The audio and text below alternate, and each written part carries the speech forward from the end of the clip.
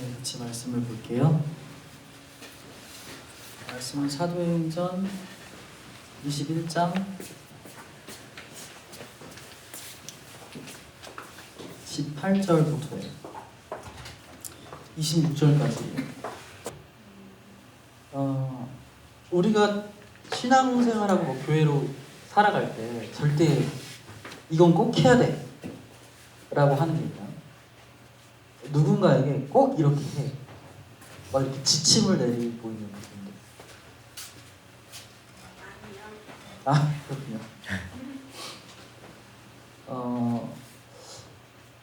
왜 그렇게 꼭 해야 되는지를 분명하게 해야 돼요. 왜냐면 교회로서 하는 말은 굉장히 중요하거든요. 그걸 듣는 사람은 그게 교회인 줄 알아요. 그래서 왜 그렇게 해야 되는지 내가 이해하지 못하고 그냥 겉모습만 내가 명령하고 겉모습만 가르친다면 그건 굉장히 위험한 교회의 모습이 되겠죠. 교회도 아닌 그게. 예를 들면 이런 거죠. 새벽기도. 새벽기도를 누군가 꼭 해야 된다 그래요. 신앙생활을 시작했어. 예수님 믿게 됐어? 그럼 새벽기도부터 시작해. 근데 그랬을 때 왜 그렇게 말을 할까요? 원리가 뭘까? 거기에 말하는 코어. 기도가 중요하다는 거겠죠. 기도가 중요한데 새벽기도를 하라 그럴 거예요. 근데 새벽기도가 시작된 거를 보면은 이걸 이해할 수 있어야 돼요. 우리나라가 새벽기도가 시작된 계기. 우리나라에 처음에 복음이 들어왔을 때 우리나라는 어떤 사회였을까요? 맞아요. 농경이겠죠. 조선 시대에서 농경사회였을 거예요. 그럼 이 사람들이 일하는 시간이 해 뜰 때 나가죠. 엄청 이른 아침이에요. 그래서 예수님 믿게 된 사람들이 한 동네에 같이 모여 살았겠죠. 뭐 이 집이 믿으면 저 집도 듣게 되고 뭐 이렇게 똑같은 일을 했어요. 다 밭일을 하는 사람들이었던 거예요. 그래서 밭일하기 전에 그냥 모여서 같이 기도하고 예배하고 일하러 나갔죠. 그리고 일하다가 내 호미가 부러지면 옆집 거 빌려가지고 서로 필요도 되게 쉽게 충족됐어요. 삶의 패턴도 되게 비슷했겠죠. 밥도 같이 먹고 기도 제목 있으면 낱낱이 알아. 숟가락이 몇 개인지 저 집에 숟가락이 몇 개인지 다 알겠죠. 그런 사회에서 새벽 기도가 시작이 됐고 지금 한국교회 어른들은 그 영향을 크게 받았죠. 농사 짓다 올라오신 분들도 계시고 그리고 처음에 새벽 기도가 있을 도시 문화였을 때도 있었어요. 근데 만약에 지금 젊은 사람들한테 새벽 예배를 강조한다. 그렇다고 내가 새벽 예배를 절대 하면 안 돼. 이거 절대 아니에요.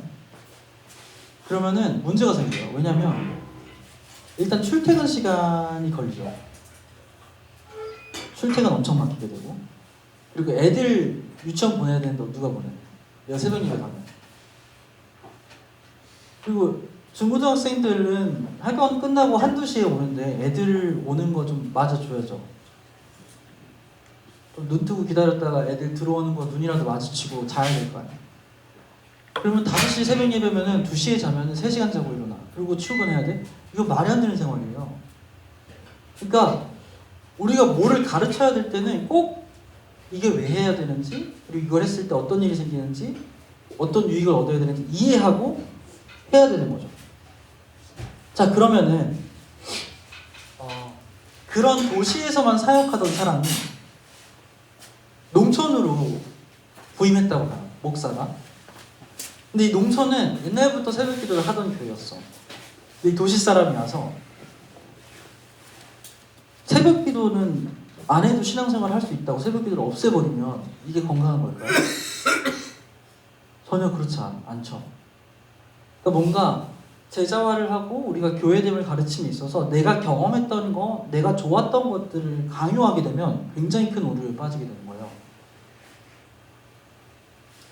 예를 들어서 뭐 해방촌에 있는 미국 분들한테 새벽 예배를 해야 된다라고 하면 완전 안 되는 거죠. 깐난애기 집에다 재워놓고서 자기들만 나와가지고 기도하고 들어갈 수도 없는 거고, 출근이 7시까지인데 이거 말이 안 되는 거예요. 우리는 어때요?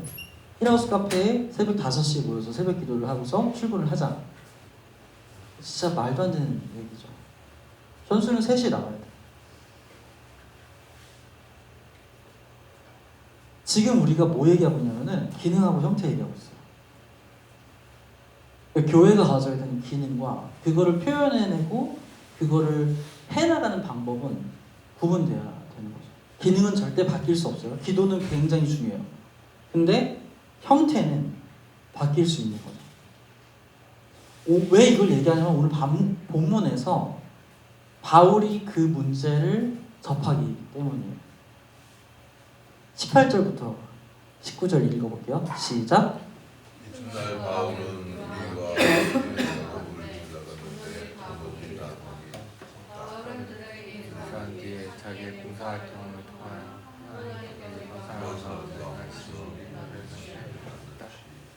이제 사도행전의 막바지예요. 바울의 선교 여행이 다 끝났어요. 기억나요? 우리가 오랜만에 사도행전을 하는데 성령의 인도하심을 받아서 바울이 예루살렘까지 왔죠. 근데 제자들은 반대했어요. 너 거기 가면 죽으니까 가지 마.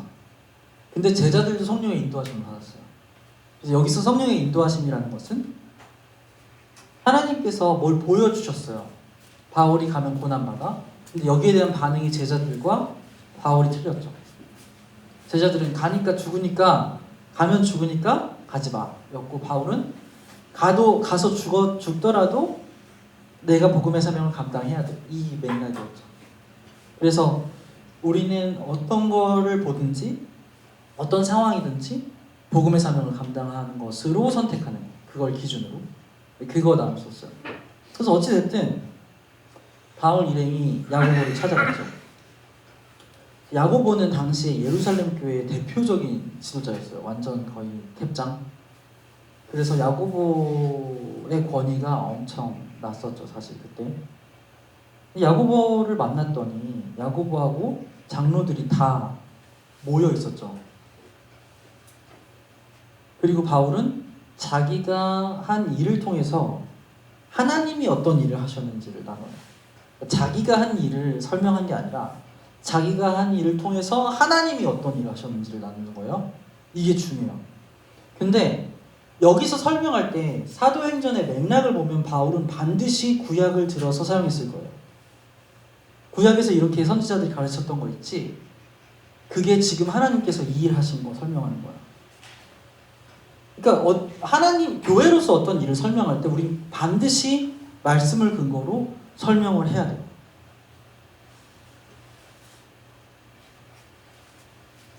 그래야 하나님이 드러나요. 교회가, 이 교회가 진짜 교회인지 아닌지를 확인할 수 있는 방법들이 종교개혁 때 여러 가지 생겼어요. 근데 그 중에 하나가 교회가 가지고 있는 4대 속성이에요. 지금 힐하우스가 일요일날 이렇게 모였어요. 근데 상도하고 여자친구분은 이게 이단이 아닌지를 어떻게 알고 왔죠? 생각 없이 왔을 수도 있지만 우리는 예수님을 믿어요. 정통 신앙으로. 이걸 어떻게 아냐는 거지. 그 중에, 그 방법 중에 하나가 4대 속성을 따지는 거예요. 그 중에 첫 번째가 사도성이에요. 지금 바울은 그 사도성을 근거로 이방에 개척된 교회들 있잖아. 그거 하나님이 세우신 거야. 유대에 세워진 교회처럼 똑같은 교회야. 사도성을 근거로 하는 거예요. 사도성을 근거로 한다는 건 뭐냐면은 같은 말씀으로 근거해서 일어난 일이라는 거죠. 그리고 이 말씀을 가르쳐 주신 예수 그리스도의 가르침을 내가 가르쳤다라는 거예요. 그래서 웨이처치도 우리 힐하우스는 이렇게 가르치는데 말씀을 홍대에서는 저렇게 가르쳐요. 이거 정말 있을 수 없는 일이에요. 다 같은 거를 가르쳐야 돼요. 그랬을 때 통일성이라는 속성이 드러나요. 이 통일성은 뭐냐면은 모든 교회가 한 교회라는 것을 인정하는 거예요. 이방인 교회도 예루살렘 교회도 다 예수님이 세우신 하나의 교회야라는 것이 입증돼야만 하는 거죠. 근데 그거는 사도성을 근거로 할 때만 이루어질 수 있어요. 그래서 항상 우리가 어떤 내 삶을 설명하거나 어떤 우리가 교회로서 하는 어떤 일을 설명할 때 하나님이 어떤 마음을 주셨어요. 이런 표현보다는 성경이 이렇게 말하기 때문에 나한테 이런 마음이 있을 때 난 이렇게 반응해요. 이렇게 가야 돼요. 항상 말씀이 있고 그리고 내가 하는 어떤 환경이 있고 그 다음에 결과가 있는 거예요. 이 순서를 반드시 기억해야 교회가 건강하게 할 수 있죠.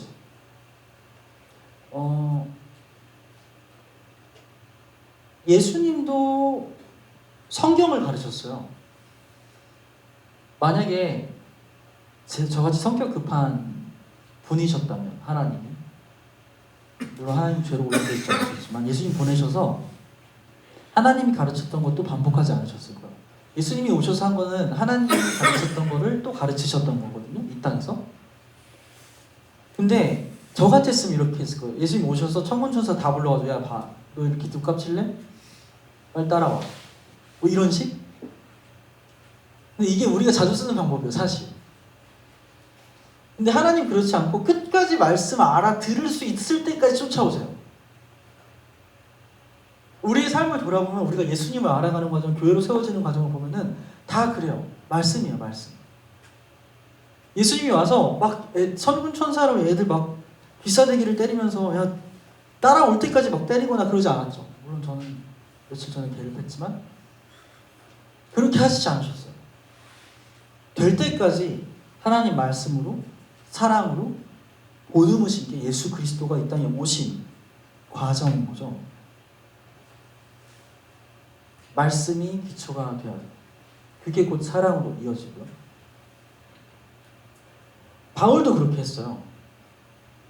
같이 읽어볼게요. 시작.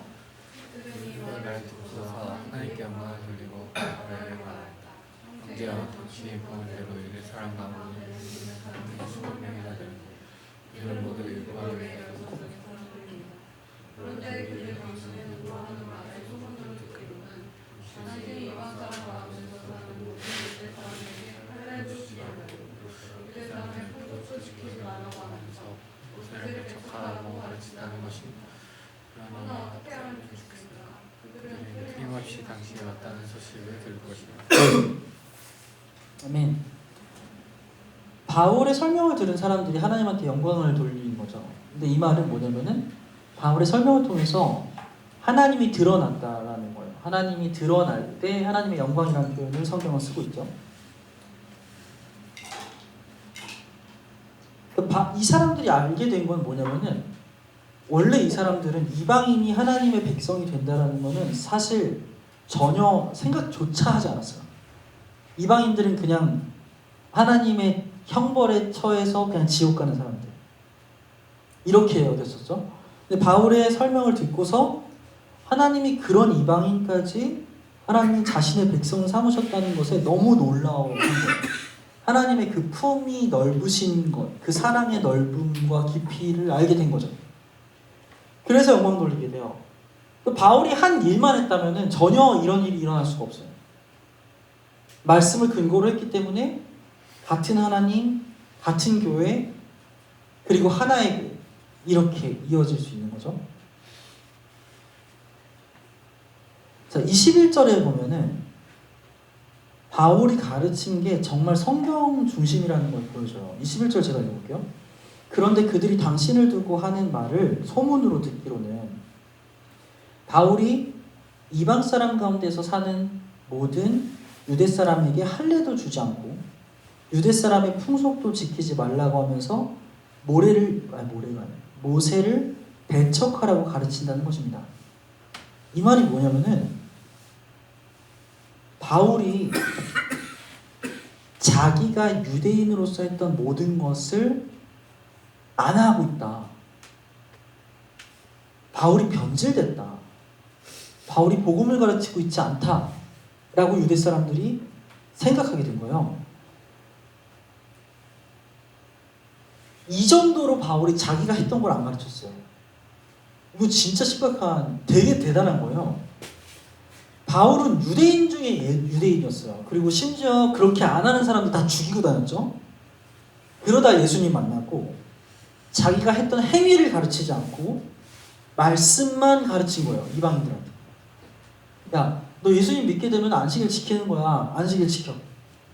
너 그리고 뭐 시체 만지면 안 돼. 부정해지니까. 이런 거 가르친 게 아니라 정말 말씀만 가르친 거예요. 그랬을 때 그 사람들을 통해서 또 어떤 교회들이 어떤 형태들이 세워져 가는지를 지켜본 거죠. 그러니까 21절의 반응이 나올 수밖에 없어요. 너무 달라 보입니다. 근데 바울은 그렇지 않았죠. 왜냐하면 복음을 가르쳤기 때문이에요. 예수님이 하신 말씀이 있어요. 율법의 개념은 예수님이 온 다음에 완전히 달라져요. 같이 읽어볼까요? 마태복음 5장 17절이에요. 시작.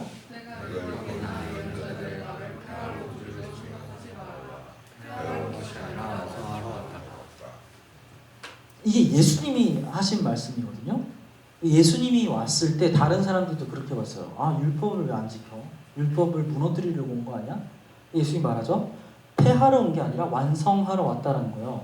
근데 여기서 완성이라는 단어 자체가 원어적으로 보면은 성취하러 왔다라는 개념이에요. 내가 율법에 있는 모든 것들을 성취하러 왔다라는 거죠. 뭐냐면 야, 너네 이거 내가 보여줘서 이렇게 하라고 그랬는데 너네 못하지? 내가 와서 그냥 너네 바꿔버릴게. 내가 할 수 있는 사람.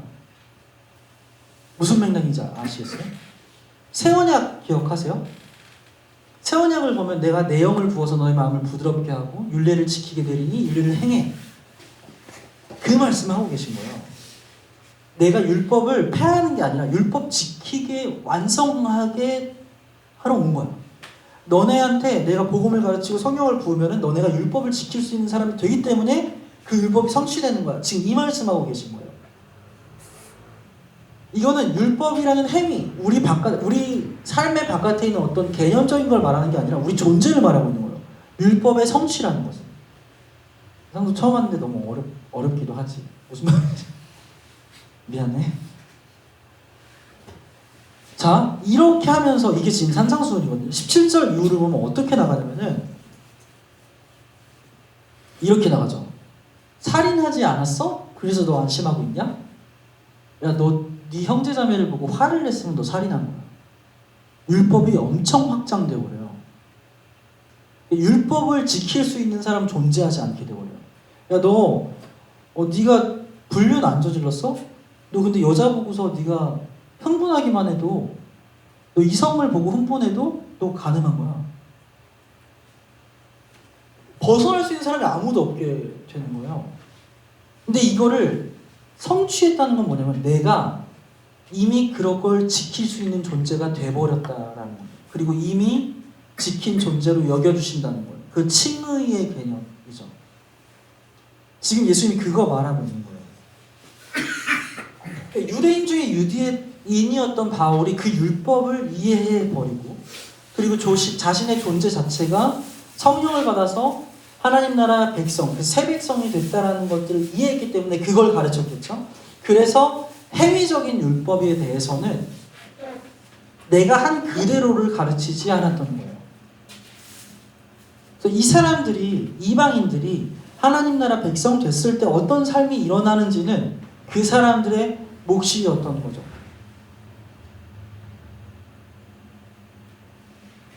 지금 그게 부딪히고 있는 거예요.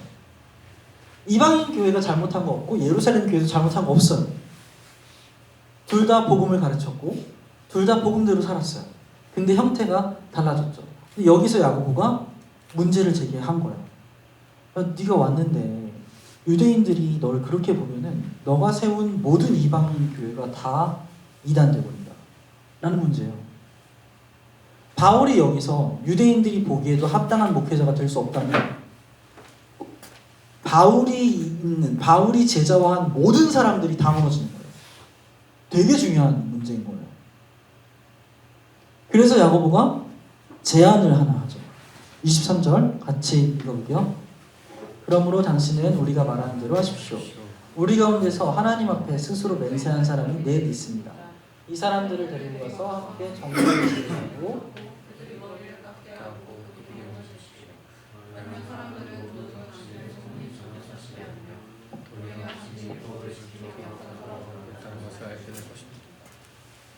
네. 야고보가 제안하고 있는 거는 지금 바울이 예루살렘을 방문해서 야고보를 만났을 때 수만 명의 유대인이 예수님 믿게 됐다고 그랬죠. 근데 지금 당시에 야고보한테 4명이 와서 나 예수님 믿고 싶다고 그러네요. 그래서 야고보가 제안한 게 이 4명한테 바울이 직접 유대인들이 하는 식대로 정결 예식을 행하고 그리고 이 사람들의 머리를 깎아주고 그리고 거기에 대한 모든 비용을 대면 유대인들이 그거를 보고 저 사람이 아직도 율법 안에 있고 율법대로 바르게 살고 있구나 라고 이해할 수 있겠다는 거죠. 그리고 바울이 그렇게 해요. 근데 이 부분은 바울이 되게 많은 것을 포기하고 있는 거예요. 근데 야고보가 그 다음에 뭐라 그러냐면은 예루살렘 공회 저번에 생각나요? 예루살렘 공회? 그때 결의된 사항을 이방인들한테 편지 보내서 요구했잖아요. 그거 말하고 있어요. 이방인들이 유대인들과 한 교회라는 것을 입증하기 위해서 그들이 가지고 있었던 이방 종교 때문에 생겼던 전통이 있어요. 제물 드렸던 거를 먹는 거. 사실 이거 문제가 될 게 아니거든요. 구원에 있어서 문제가 되지 않아요. 근데 이거 유대인들이 그거 하는 거를 절대 못 견디는 거예요. 그래서 이방인들이 안 하기로 한 거예요. 그리고 동물의 피째 먹는 거. 이거 사실 복음에 있어서 아무런 문제가 없어요. 근데 유대인들이 불편해하니까 한 교회로 같이 지내려면은 그렇게 하지 말아달라 그러고 이방인도 그렇게 하지 않았죠. 그리고 음행. 이거는 복음적으로 문제가 되는 문제예요. 그래서 하지 않았죠. 근데 그 사람들한테는 예배하려면 성관계를 했어야 됐어요. 바알이라든지 아덴에 있는 신들이라든지. 그래서 어떤 종교 행사를 위한 여성들이 있었죠. 그 사람들 삶에 있어서는 이렇게 해야 내가 종교적으로 좀 뛰어난 사람이 됐던 건데 이 삶 완전히 청산한, 포기한 거예요. 여기서 얻을 수 있는 쾌락도 죄와 함께 포기한 거죠. 그것들을 말해요. 유대인도 포기한 게 있고 이방인도 포기한 게 있다. 그리고 바울은 그거를 철저하게 따라서 보여줬죠. 여기서 뭘 볼 수 있냐면 바울이 지금 누구든지 복음 앞에서 차별이 없다는 것을 입증해 나가고 있는 거예요. 이방인도 그렇고 유대인도 그렇고. 유대인이 이렇게 생각한 거예요. 이방인은 하나님 백성 될 수 없어. 근데 이방인도 그렇게 생각했죠. 우리를 사랑하는 그 하나님 사랑이 진짜 사랑이지. 유대인 자기들 선민 사상에 사로잡힌. 그렇다고 해서 우리 교회는 이방인만 올 수 있는 교회야. 이렇게 하면 안 된다는 거예요. 우리 교회는 청년만 올 수 있는 교회. 아니면 우리 교회는 백인만 올 수 있는 교회. 우리 교회는 동성애 하는 사람들은 올 수 없어. 우리 교회는 클럽 가는 사람은 안 돼. 이렇게 할 수 없다는 거예요. 그게 보편성을 말해요. 예수님 안에서 다 차별이 없어요. 다 받아들여져야 되는 것이에요. 그리고 그 다음에 거룩성이라는 개념이 나오는 거죠. 죄가 뭔지를 구분하게 되는 거예요. 동성애 하는 사람들이 왔어요. 근데 그 사람들이 예수님을 알게 되면 얼마나 괴로울까? 근데 그 사람들도 야 너 동성애 하니까 여기 오면 안 돼. 동성애 하지 마. 하지 마. 하지 말라고만 하면 도대체가 뭐 하는 건지. 교회는 그게 아니라 왜 하면 안 되는지 복음으로 계속 가르쳐줘야 돼요. 하나님이 어떤 분이시길래 우리가 동성애를 할 수 없는지, 하나님이 어떤 분이시길래 우리가 결혼을 해서 성을 누릴 수 있는지, 하나님이 어떤 분이시길래 내가 하나님이 나한테 주신 것에 자족해야 되는 건지. 계속 말씀에 근거해서 가게 되는 거죠. 그래서 말씀에 근거해서 갔을 때 이 4가지 속성이 드러날 수밖에 없어요. 같이 4가지 속성을 읽어볼까요? 시작. 사도성, 통일성, 보편성, 거룩성. 정말 중요한 개념인 거죠. 우리가 교회 개척을 하는 사람들이잖아요. 그런 교회잖아요. 누가 어떤 웨이처치를 개척하든 어떤 교회를 개척하든 어떤 교회를 목표하든 이 네 가지는 반드시 드러나야 돼요. 이 네 가지가 드러나지 않는다면 교회라고 볼 수가 없어요. 엄청 중요한 개념인 거죠. 그래서 우리가 기능과 형태를 계속 말을 할 때도 다 이 4대 속성 안에서 점검돼야만 하는 거죠. 여기까지 봤을 때 바울이 한 것들이 이방인 교회도 그렇고 예루살렘 교회도 그렇고 참 교회다. 그리고 나는 내가 가진 권리를 다 포기할 수 있다. 이런 것들을 보여줬어요. 근데 이거를 결정적으로 볼 수 있는 건 뭐냐면은 예수님이에요.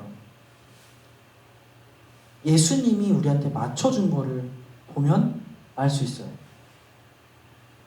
우리가 얼마 전에 크리스마스였지만 성육신이라고 그러죠. 하나님이 인간의 몸을 입고 이 땅에 오신 거.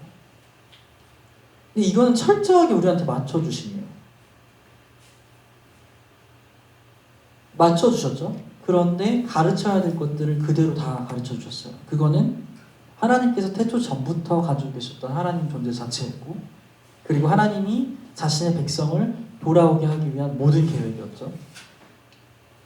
그걸 예수님이 와서 가르쳐 주셨어요. 그런데 그 당시 상황에 맞춰서, 그리고 무지한 우리한테 맞춰서 얘기해 줬어요. 밭이라는 사람들이 많았으니까 밭에 뿌려진 비유, 보화, 이런 거 다 비유해서 어부한테는 그물을 낚으라고 하면서 말씀을 알려주시고 하나님을 알려주시고 다 맞춰주셨죠. 근데 복음이 바뀌었냐? 절대 그렇지 않아요. 그래서 예수님이 가르치셨던 게 뭔지를 정말 정확하게 이해를 해야 우리가 형태적인 측면을 말할 수 있죠.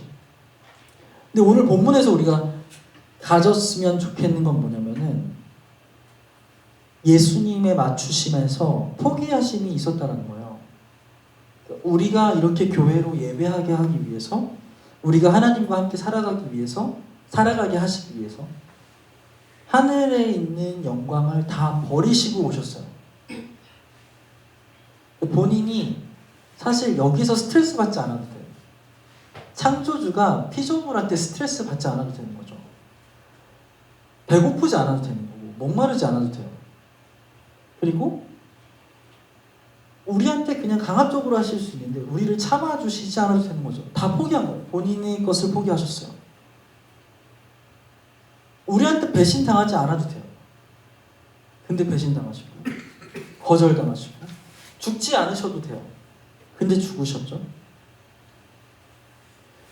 아버지께 순종을 우리 앞에서 보여주지 않아도 돼요. 근데 철저하게 우리 앞에서 순종하셨죠. 그리고 더 웃긴 게 뭐냐면은 본인이 한 모든 것들을 그냥 너네 따라해. 그럼 내 백성이 될 거야. 라고 하지 않으셨어요. 본인이 한 이 모든 희생과 포기와 사랑을 너 나 믿으면 이거 다 너가 한 걸로 쳐주셔. 이게 복음이에요. 예수님을 믿으면 예수님이 한 모든 이 모든 것들이 다 우리가 한 걸로 하나님이 쳐주시는 거죠. 그게 칭이고 하나님 백성 됐다는 거예요.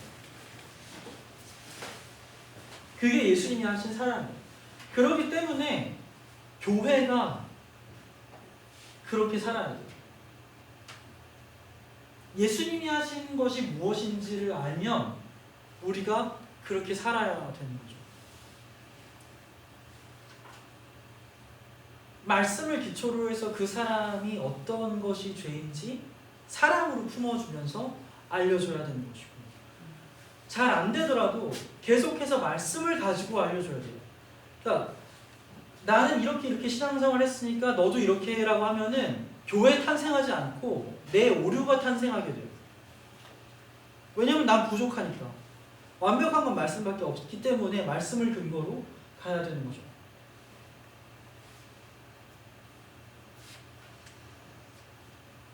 그래서 우리가 가지고 있는 합당한 관계 안에서 그 사람들의 삶을 복음으로 이해해내고, 그리고 내가 경험했던 걸 가르치는 게 아니라 말씀 그대로를 가르쳐야 돼요. 그래서 웨이처치가 가져가는 가장 큰 다른 점은 뭐냐면은 목사 한 명이 다 가르치지 않는다는 거예요. 복음을 배운 사람이 또 복음을 가르칠 수 있게 되는 게 우리가 가고 있는 방향인 거죠. 근데 여기서 제가 경험한 거를 가르치면은 누구도 제자가 될 수 없어요. 너가 극심한 육체적 고통 안에서 항암제를 맞으면서 하나님 만나봐 이렇게 내가 추천할 수가 없잖아요. 거기선 예배도 없었어. 예배 안 해도 하나님 믿을 수 있어. 근데 이렇게 가르칠 수 없어. 무인실에 있을 때 어떻게 예배를 해? 병원에 있을 때 어떻게 예배를 해? 그리고 아픈데 감염되는데 어떻게 교회를 가? 예배 안 해도 일요일 안 지켜도 예수님 믿을 수 있어. 이렇게 가르칠 수 없단 말이에요. 그렇기 때문에 더 말씀으로 가야 되는 거죠. 말씀이 어떻길래 내가 교회도 안 나갔는데 목사가 나한테 말씀도 안 알려줬는데 내가 예수님을 믿게 됐지? 예수님 더 알게 됐지? 그렇게 된 다음에 그 말씀에서 알게 된 거, 그 말씀을 가르치게 되는 거죠. 우리도 마찬가지로 다 마찬가지인 거죠. 함께 기도 말씀 주겠어요. 도와줄 수 있어요?